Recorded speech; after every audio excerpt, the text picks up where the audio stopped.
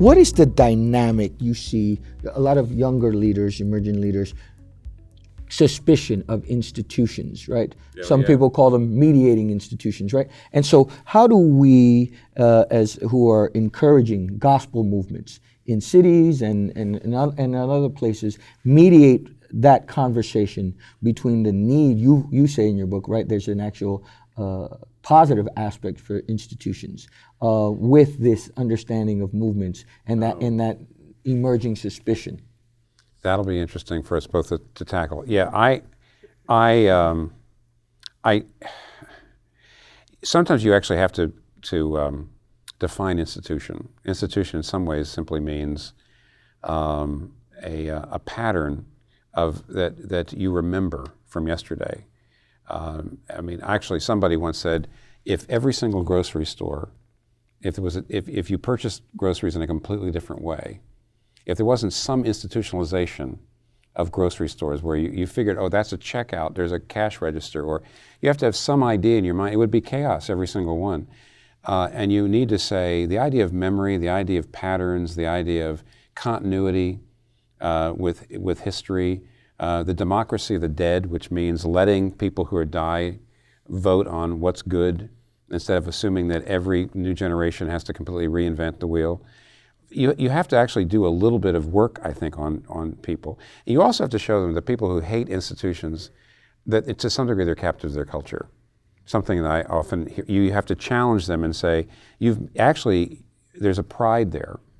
There's a feeling like anything old I've got to completely redo because things are changing all the time, and that's a bit of a cultural illusion. It's an amnesia. It's saying I don't owe the past anything. I mean, modern Americans just don't believe they owe the past anything. They believe they're the product of their own decisions instead of the product of a history. So you actually, all the things I just said, a lot of that, frankly, when I talk to a lot of younger single people, especially younger Americans, they stare at me the way a cow stares at a new gate. But it can sink in. So actually it's hard work to do, to talk about institutions.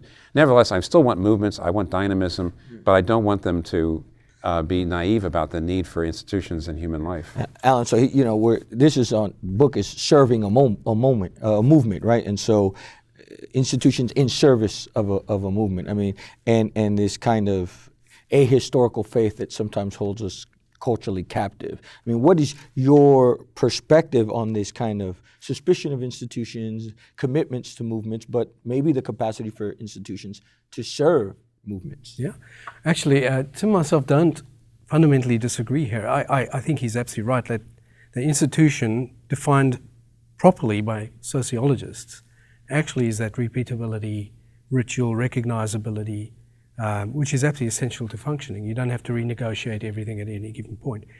So I tend to prefer the word structure. And I'll tell you why, simply because institutions are problematic insofar. Thomas O'Day is a Catholic sociologist. He talks about the 5 dilemmas of religion.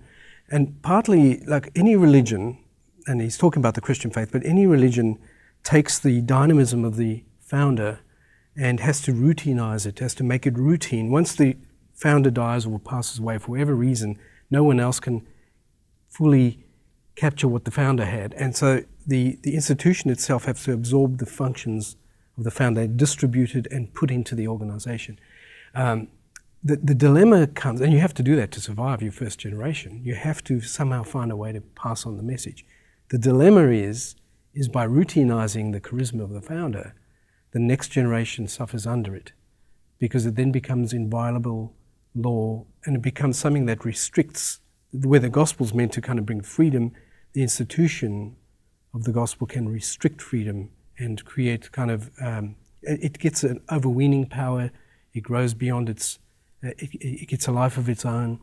And so I think we biblically have to recognize that, one, institution's important. Secondly, also have an inherent critique. It's interesting that in the Bible, as soon as the institution of the king is instituted, we get the institution of the prophet, who are little wilder kind of characters, right? Who called into question power.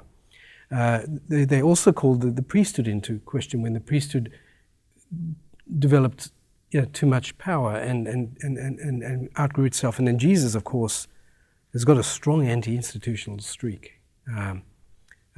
Paul and his teachings on the powers. Ultimately, I mean, you mentioned, the idea of in the book of Revelations, you've got this struggle between institutions, bigger ones like called Babylon.